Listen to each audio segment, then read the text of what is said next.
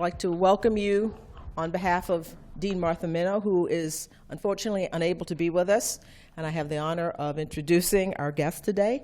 I would like to say first off that this event is being taped, as you can see, and it is sponsored by the Dean's Office and also the HLS Library. So with that, I would like to get started. Robert L. Wilkins, who sits here, is a graduate of the Harvard Law School. He has many, many honors. He was appointed to the United States Court of Appeals for the District of Columbia on January 15, 2014. He's a native of Muncie, Indiana, who obtained his BS in chemical engineering from the Rose-Hulman Institute of Technology in 1986. And as I said, he has a JD from Harvard Law School in 1989. Following law school, Judge Wilkins served as a law clerk to the Honorable Earl B. Gilliam of the United States District Court for the Southern District of California. In 1990, he joined the Public Defender Service for the District of Columbia, where he served first as the staff attorney in the trial and appellate divisions, and later for several years as special litigation chief. In 2002, he joined the law firm of Venable LLP as a partner, handling white-collar defense, intellectual property, and complex civil litigation matters. During his tenure with the Public Defender Service and in private practice, Judge Wilkins served as the lead plaintiff in Wilkins et al. Versus State of Maryland, a landmark civil rights lawsuit that inspired nationwide legislative and executive reform of police stop and search practices and the collection of data regarding those practices. I'm about to go teach criminal procedure, and I've invited him to come and speak to my class after this. You may take me up on it or not. Judge Wilkins also played a key role in the establishment of the Smithsonian National Museum of African American History as the chairman of the Site and Building Committee of the Presidential Commission, whose work led to the congressional authorization of the museum and the selection of its location. As a practicing lawyer, he was named one of the 40 under 40 most successful young litigators in America by the National Law Journal in 2002, and one of the 90 greatest Washington lawyers of the last 30 years by the Legal Times in 2008. On December 27, 2010, Judge Wilkins was appointed United States District Judge for the District of Columbia, where he had served until his appointment to the D.C. Circuit. This is a wonderful, wonderful record, and I'm deeply proud to be able to have him speak to you today, and I hope you enjoy it, and I'm sure you will. Thank you.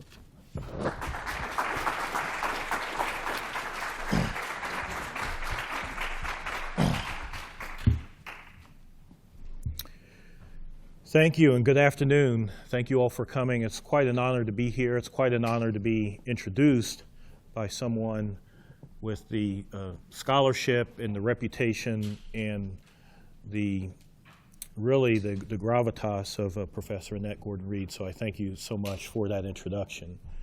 I'm going to try to take you down the long road to hard truth in 25 minutes or less. So let's see how I do. I'm a recovering public defender and trial lawyer, so it's hard for me to stand still. But now that I'm a Court of Appeals judge, I have to have a more dignified, stationary manner, so I think I'll try to stay here at the podium. So what is the long road to hard truth? Well, that's the title of my new book, and it was inspired by the words of James Baldwin, who testified before Congress in 1968, March of 1968, about a proposal to create either a national museum dedicated to Black history and culture or some sort of a national commission to promote the study of Black history and culture. And he told Congress, "My history tells the truth about America. It is going to be hard to teach it." And I think in Baldwin's words is really the answer to why it has taken 100 years for this museum to go from conception to its opening this coming Saturday. And so I'm going to take you through that journey, which is recounted in much more detail, of course, in the book. So you might wonder, how did I get involved in this? Went to Harvard Law School and I was a practicing lawyer. Why get involved with a museum? Well, it's a complicated answer, but I'll try to boil it down to a couple of things. The immediate interest was sparked by the death of someone who I cared deeply about, a gentleman who was a member of my church, and we had worked together on a mentorship program for teenage boys. And he passed away rather suddenly.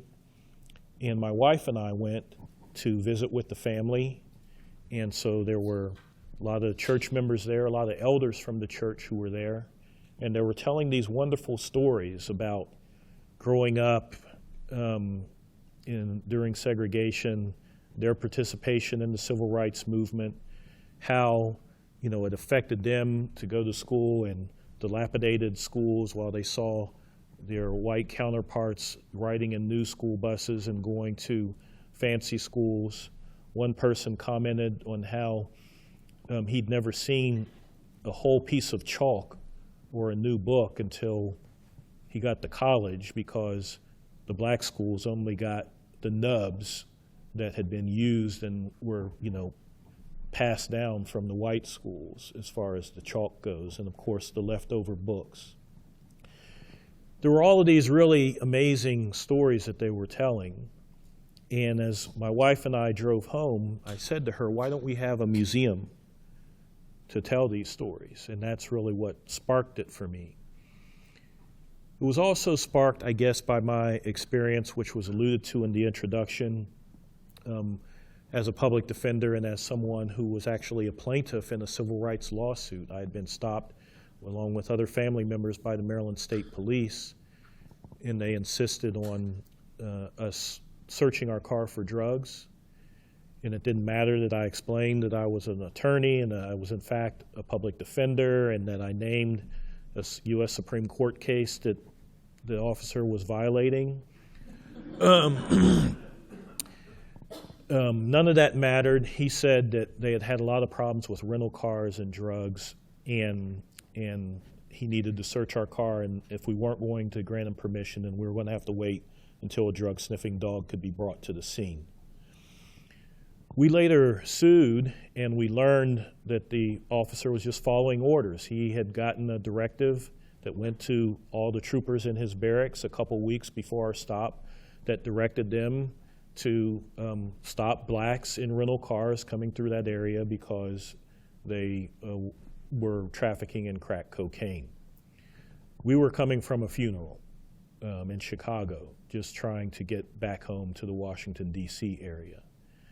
But it didn't matter. He had his orders, and his orders were targeting African Americans in rental cars. We settled the lawsuit, and part of the settlement required the police to gather data and keep that data and report it to us as to who they were stopping and searching and what they were finding.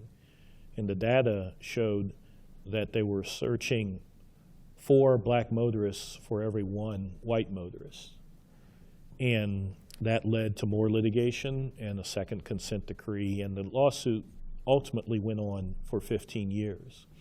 But it was in the midst of that lawsuit and in the midst of being a public defender and representing primarily African American clients in Washington, D.C., and seeing all of the pain and the suffering and the undereducation and the broken families and the despair of the criminal justice system that made me want to be a part of something positive, that made me want to be a part of something affirming, that made me want to be a part of something that could perhaps bring the country together, that could foster some understanding.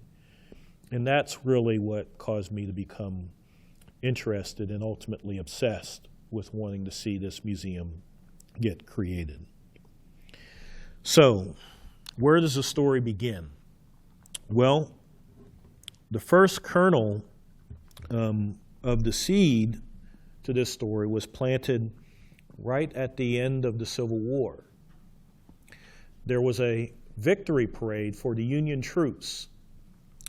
After the Civil War, President Lincoln had been assassinated. President Johnson now was at the helm. The Confederacy had been defeated, and the country decided that it was fitting and proper to honor the Union troops who had saved the Republic. They shut the whole city down for the course of 2 days so that 200,000 soldiers could march from the Capitol down Pennsylvania Avenue and past the White House. It was an amazing affair. It was front page news, every newspaper in the country. Any superlative you can imagine was used to describe it. In fact, the name of it was the Grand Review of the Armies. The only problem was that there was not a single African-American combat soldier that took part in that review. None of the members of the U.S. colored troops were invited to participate. That didn't sit well with members of the African-American community, and they ultimately staged their own review for black troops in Harrisburg, Pennsylvania, but obviously that wasn't with all of the same pomp and circumstance as the one at the nation's capital.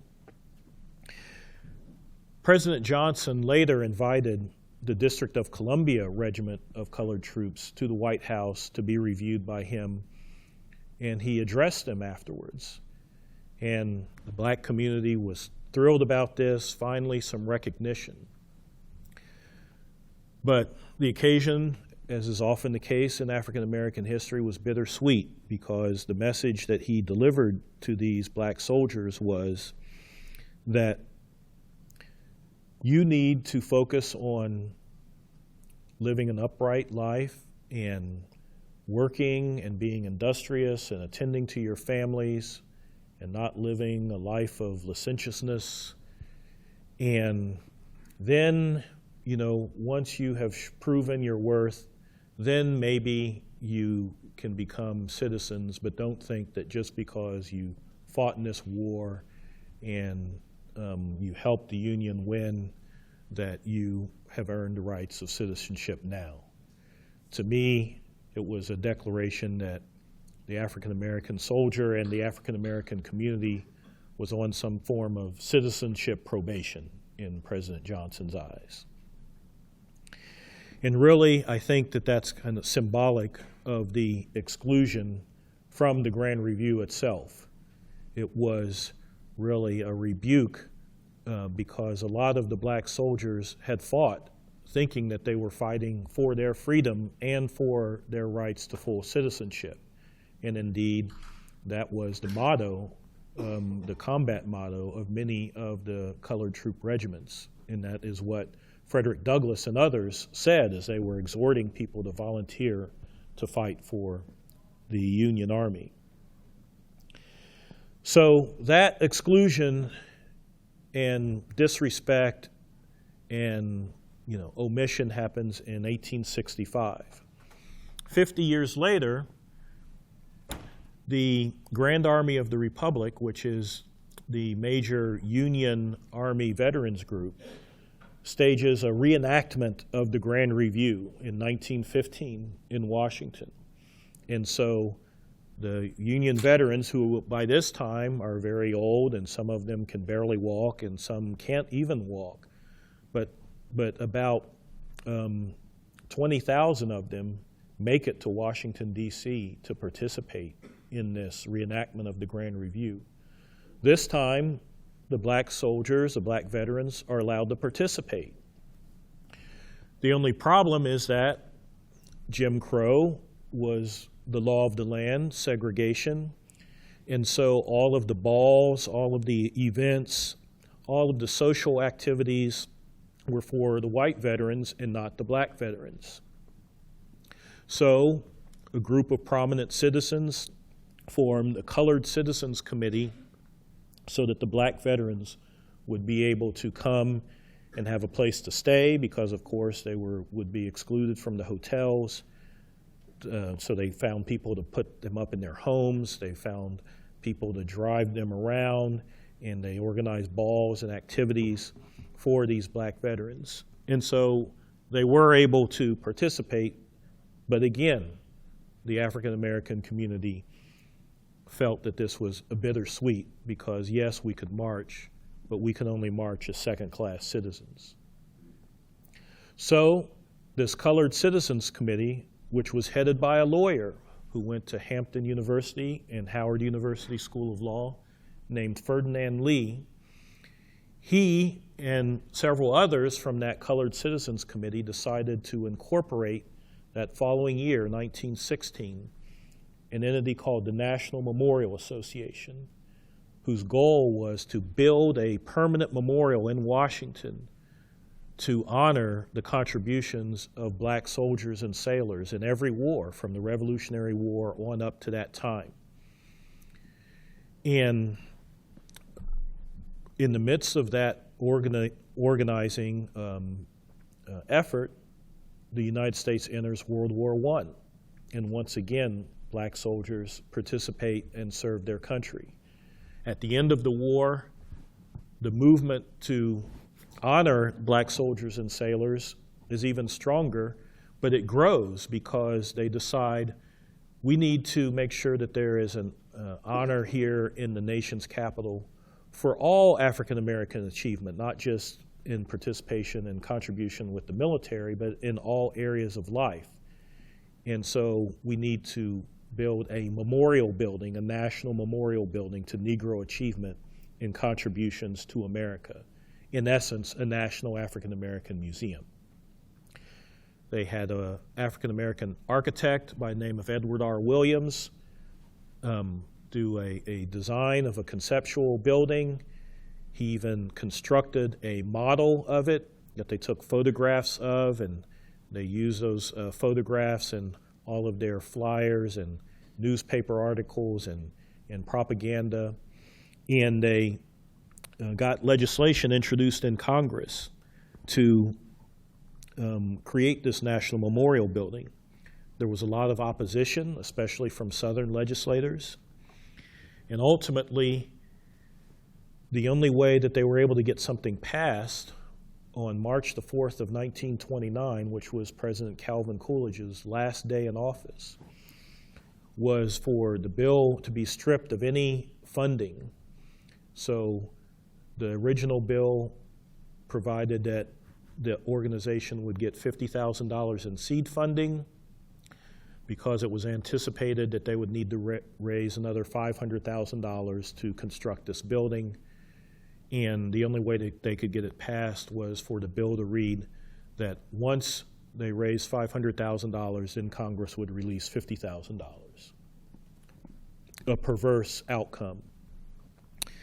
The timing was not so great because March the 4th of 1929 was just a few months before October of 1929 when the stock market crashes. And so it's not a good time to be, embarking on a private fundraising effort. The commission that Congress created to try to build this memorial building went to see President Herbert Hoover and asked for federal funds. The meeting didn't go well. He said that there would be no federal funds forthcoming, and he refused even to take a photograph with this prominent group of African Americans who were appointed to this presidential commission to create this memorial building. His policy at that time was to not take photographs with African Americans. So if a delegation of Boy Scouts or Western Union, telegraph employees or whomever came and they were white, he took photographs, but not blacks. So they couldn't even get a picture with the president. The effort eventually dies off and is forgotten. The next major movement towards this comes in the mid-1960s, concurrent with the Black Studies movement and the Black Arts movement and the Black Power movement. And there's legislation that's introduced in 1965. There are finally hearings in 1968. And this hearing at the end of March of 1968 came just a few weeks after the Kerner Commission report. The Kerner Commission had been convened by President Lyndon Baines Johnson to respond to the riots that had taken place all over the United States in the summer of 1967 in over 100 cities. And the Kerner Commission report had come out and had famously said, the nation was basically being cleaved in two, and that there were two nations, one black and white, and that they were separate and unequal. And so you had this report and the specter of really all of these problems in the country and the rioting, et cetera, and you had this variety of people come and say, yes, we should do this. This could be something that could lead to better understanding, that could perhaps lead to unity, that could lead to young African-American boys and girls and men and women to feel like a sense of being a part of the country and that they are being respected and understood. And everyone from James Baldwin to Jackie Robinson to Roy Ennis to Carter G. Woodson's protege, who had taken over his organization, the Association for the Study of Negro Life and History, all of them were in favor of doing this, but it goes nowhere. So the next phase of the movement, comes in the mid-1980s. And this time, the goal of the movement is squarely to create a national museum that will be on the National Mall in Washington, D.C. And Mickey Leland, a congressman from Texas, and Congressman John Lewis, who'd just been elected from Georgia, lead that effort. Congressman Leland was tragically killed in a plane crash in Africa while he was visiting some relief and refugee missions that he was working with. And so Congressman Lewis picked up the mantle and became the leader of the effort, and eventually continued fighting on for 15 years later until legislation ultimately got passed in 2003. Interestingly, the Smithsonian was indifferent to this venture in the mid-1980s. They didn't really feel like that perhaps a national museum dedicated to African American history was needed. They were being pressured by Congress to look into this and to consider supporting this, and they created a committee to study the issue, headed by a lawyer and historian and museum professional named Claudine Brown. And this committee, led by Ms. Brown, concluded that there should be a national museum and that should be a part of the Smithsonian. And the Smithsonian Board of Regents endorsed that effort and agreed to support the creation of this museum. So things were looking good. People thought this museum could happen, and it could happen perhaps within a few years. Senator Paul Simon of Illinois led the effort in the Senate, and he got legislation passed in 1992. But disagreement about where the museum would be located, whether it would be able to get a large enough building and an adequate size building, and a building in a prominent location, caused there to be dissension in the House, and Congressman Gus Savage of Chicago maneuvered the House rules to kill it in the House, so it doesn't pass the House. So the next session of Congress, Gus Savage has been defeated. He's not in Congress anymore. So John Lewis is able to get it passed in the House in 1993. They thought, this is great. Now we'll be able to do this. We'll just get it past the Senate. It passed the Senate the year before. Senator Jesse Helms decides that he's going to make it his personal mission to block this museum, and the senator from North Carolina filibusters it, and it can never become law. So in 1996, when I became interested in this, the effort was dead, and the organizations and coalitions that had been built had disbanded. So I gathered some people, including someone who's in this room standing in the back, Professor Ron Sullivan, together to figure out how we could get this movement restarted? How could we rekindle the fire? And a group of us, which included his wife, Stephanie Robinson, and others, other graduates of this law school and graduates of other law schools, we got together and we formed a nonprofit to try to figure out how we could do this. Initially, because the atmosphere in Congress did not seem hospitable, we looked to see if there was a way to do this outside of the Smithsonian, outside of Congress, perhaps in conjunction with the city of Washington, D.C., and perhaps as a public-private partnership.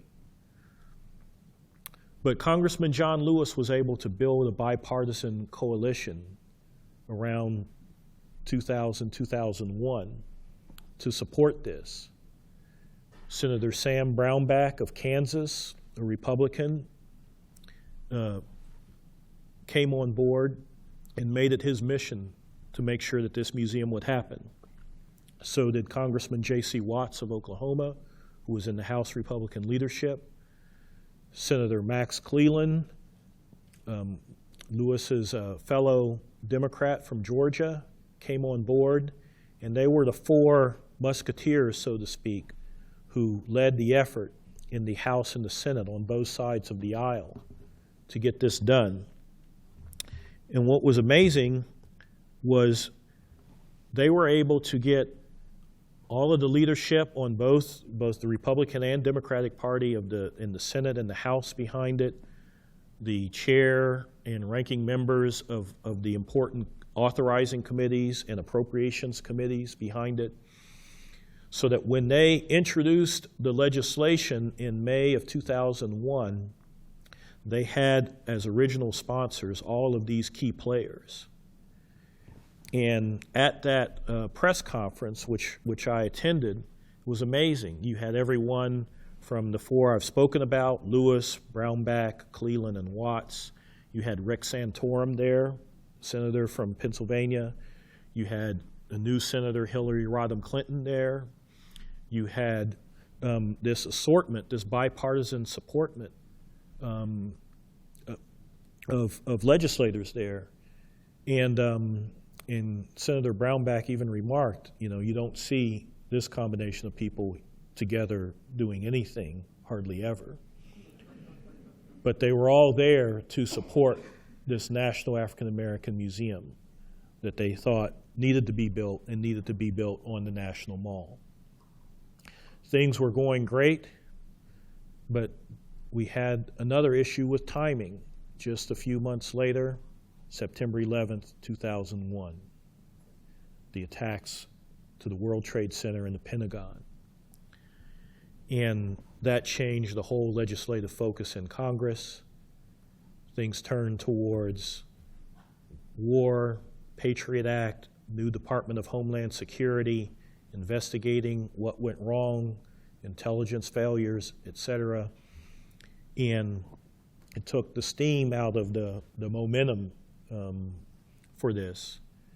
And we had to kind of go to a plan B, which was to create a presidential commission to further plan and make sure that there would be the fundraising and private support for this museum to get it done. I served on that commission and chaired the site committee because that was a very controversial issue of where this museum would be located. But we investigated sites, and we found sites on the National Mall that we thought were appropriate. And this bipartisan commission unanimously agreed on a report with draft legislation, and we entitled it, "The Time Has Come," to symbolize that after all of these decades of fits and starts and opposition and passing things but not giving it adequate funding, etc., this museum needed to be built. And Congress passed the legislation. It passed on a vote of 409 to 9 in the House and by unanimous consent in the Senate. So it had this great bipartisan support. The issue of its site was very controversial. Congress couldn't agree on the site, and so they punted that issue to the Smithsonian Board of Regents. But in January of 2006, the Board of Regents voted to place the museum on the National Mall, at the center of the National Mall, directly adjacent to the Washington Monument at 14th and Constitution Avenues. Years later, I met and spoke to Chief Justice Roberts, because you may not know this, but one of the duties of the Chief Justice is that he or she is the Chancellor of the Smithsonian Board of Regents. And Chief Justice Roberts, I jokingly said, "Thank you for granting my motion," because I had written to the Smithsonian Board of Regents asking them to place this museum on the mall.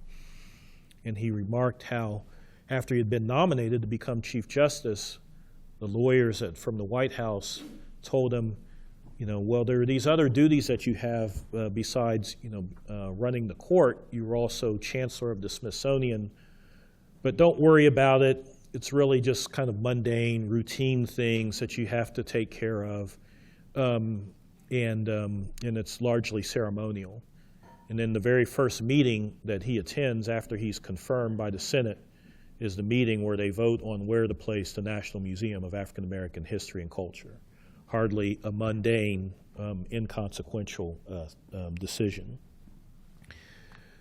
But the museum was now had a home, and the Smithsonian hired a fabulous director, Lonnie Bunch, who did all of the work to gather the collections and raise the money and design the building and get it constructed so that it will open this coming Saturday. So, we're at the end of this long road, 100 years after the movement began. What does it mean? Well, I think it means different things to different people. One meaning of this museum is unity. It will be a place where we can come together and look at the efforts over the years by people of goodwill, regardless of their race, their background, their ethnicity, their station in life, their religion, who came together to try to improve the lot of African Americans and bridge some of the gaps in this country. I think another meaning that it has is to really tell the story of the struggle to become a more perfect union, to describe the compromises and accommodations of slavery that really sullied the Constitution, and how slavery tore the nation apart.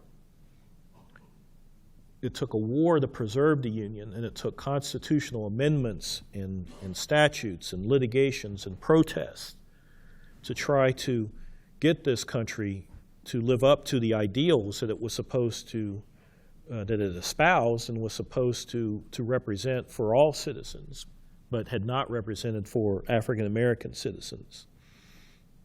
Museum, I think, is also the story of the power and the moral significance of recognition and respect. Back in 1916, when this began, the leader in Congress was an Illinois congressman named Leonidas Dyer. And he was also the leader of the efforts to pass federal anti-lynching legislation to try to stop the scourge of lynching that was going on all over the country, but particularly in the South. And he saw these two things as hand in hand, that if you could recognize African Americans for their contributions, for their participation, for all of their achievements, you could see them as human. And if you saw them as human, then perhaps you could see them as full citizens.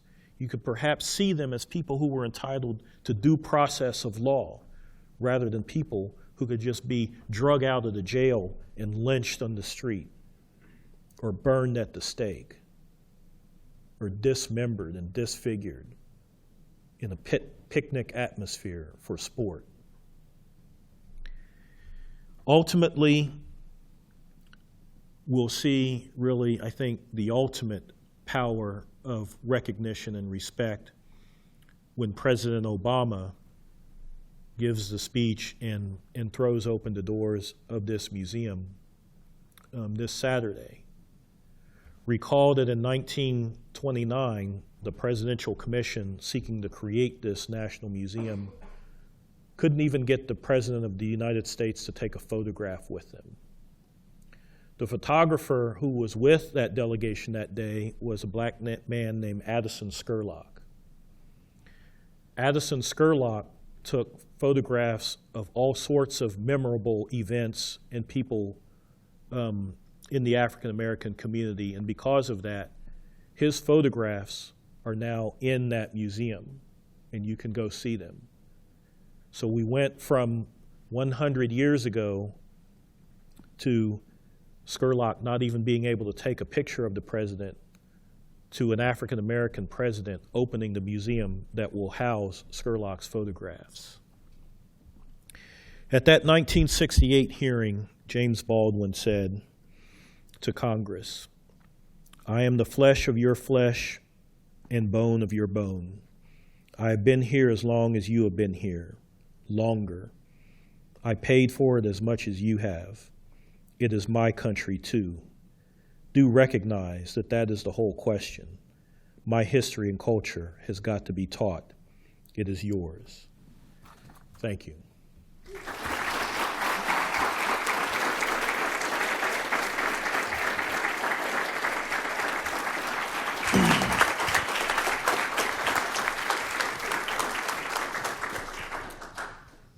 So we have time for some questions, and there's a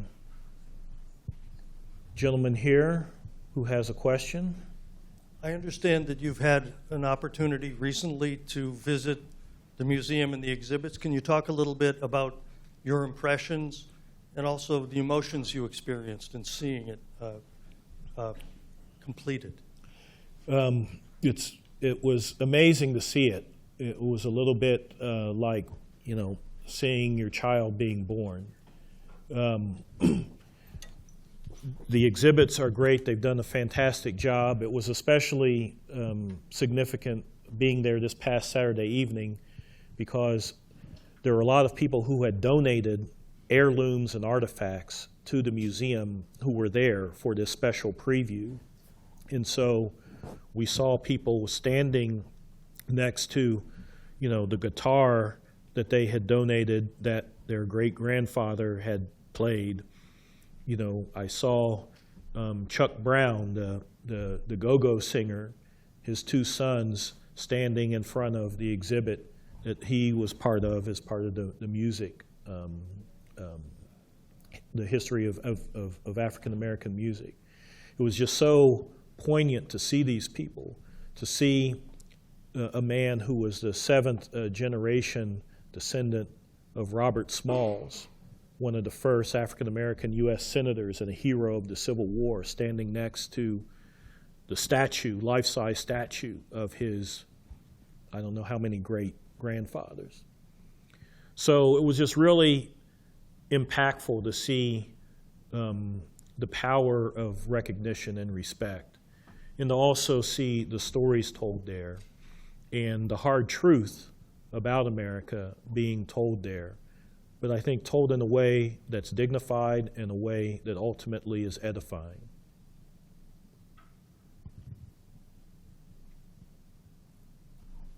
Over here. Thank you. First of all, thank you for the talk. It was really interesting. And I guess my question is, going forward, how do you see this museum playing a role in or helping to shape the way that the country continues to grapple with race and its relationship to race, particularly given the context that we're in now with Black Lives Matter, with a number of racial justice activist movements across the country? Where do you see this museum fitting in?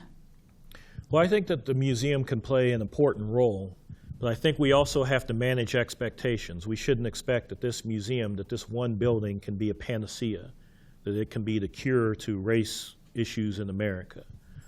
But it can play an important role. I think that anytime you have an institution that will help educate people, to help them understand context, to understand where we've been, to to appreciate progress we've made, and then also to understand that, wow, why are we still talking about certain things today that were being discussed 30, 40 or more years ago, that perhaps can create a more sense of urgency or a sense of context.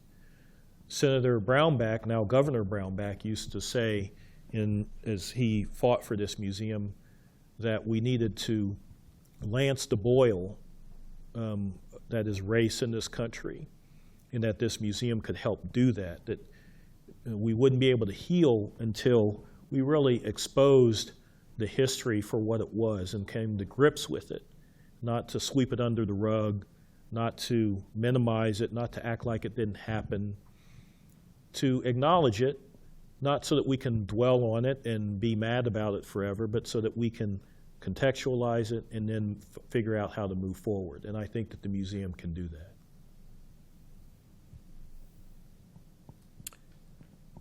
Well, Professor Mack. Is this on? So I know you talked a little bit about your personal role in creating a museum, and I, for one, think that your personal role has been underemphasized in the story of the museum. I remember a moment where you sat in my house and told me that you'd resigned your job that paid you your income to work on the museum. Can you talk a little bit? I mean, I know that you talked about the reasons, the motivations, the things that made you do this. But certainly, part of the long, hard struggle is the long, hard struggle to believe that this can happen. Can you just talk a little bit about moments of doubt, moments where you questioned, and what made you believe that this could really happen? So I'll tell this with a big disclaimer. Don't try this at home. As I became more and more obsessed with wanting to see this museum happen, I saw that other museums like the Holocaust Museum, the National Museum of the American Indian, that there had been people who were working like full-time to push to create those entities. And so it occurred to me that somebody needed to be working full-time outside of Congress to try to push to create this entity. And I decided that I would do that. And so I quit my job at the Public Defender Service. My wife was 7 months pregnant with our second child. And it was the best closing argument I've given in my life to, convince her to let me do this. But we decided we'd try to give it a go for a year on one salary, and we'd eat a lot of beans and cornbread, and we would figure out how to make it. But it was very difficult during that time period because most people didn't really, a lot of people didn't believe in the vision, or even if they were supportive, they didn't really think that it could happen. I talk about this in the book, but the engine went out on our main vehicle during that time. It was going to require a $7,000 to $10,000 repair, and it took all of our nest egg out in one fell swoop. The judge that I had clerked for passed away, and I wanted to go to his funeral in San Diego, but a last-minute flight from Washington to San Diego was beyond my means. So I couldn't even go honor the judge who had, launched my career and had been this important mentor to me. So there were times when I felt like I was crazy, that I was a failure, but I resigned to keep pressing on, and that's what you have to do sometimes. And, watching the example, I think, of Congressman Lewis and others who were devoted to this, kept me, undergirded me, and gave me the strength and the faith and the courage to keep on. But ultimately, there was an army of people who made this happen, and when you're part of a movement, when you're part of a collective effort, you can go beyond, your own individual doubts and rely upon the courage of others as well.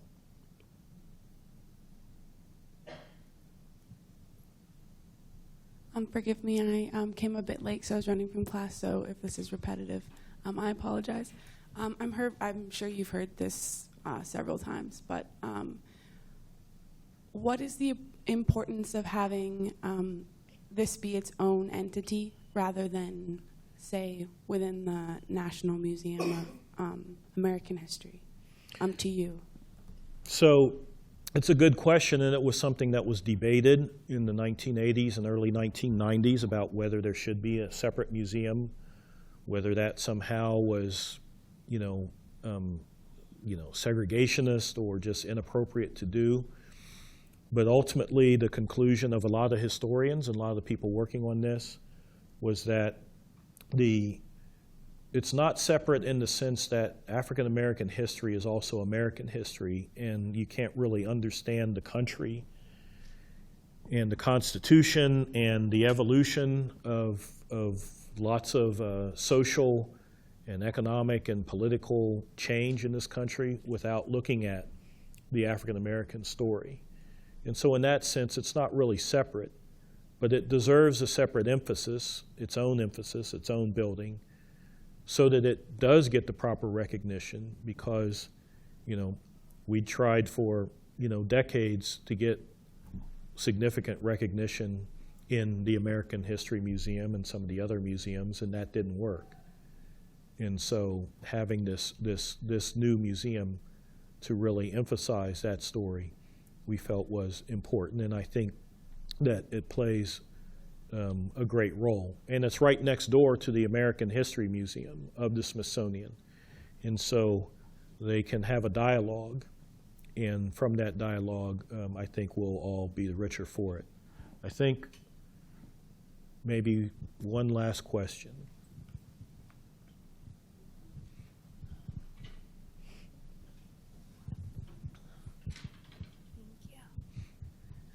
Hi, thank you so much for coming today, and thank you for your effort in all of this. It's really impressive and inspiring. And my question is that I'm doing some research on the importance of memorials and monuments in the search for, transitional justice, essentially, and just the importance of these symbols. And I was wondering to what extent you think that the African American Museum will fill the niche that, for example, a slavery museum would. Do you think it kind of serves as a catch-all museum that can encompass those things? And I think it's significant that you brought up the Holocaust Museum, because if you look at just the list of Holocaust museums and American Jewish museums that we have in this country, you realize that we do see a distinction between kind of naming an atrocity and naming, the people who have experienced an atrocity. So to what extent do you think it's important to kind of continue the search for, further transitional justice and perhaps like a slavery monument, slavery museum? And what advice would you give so that it's not the next 100 years before that happens? Okay, that's quite a question. So here's my stab at answering it. I think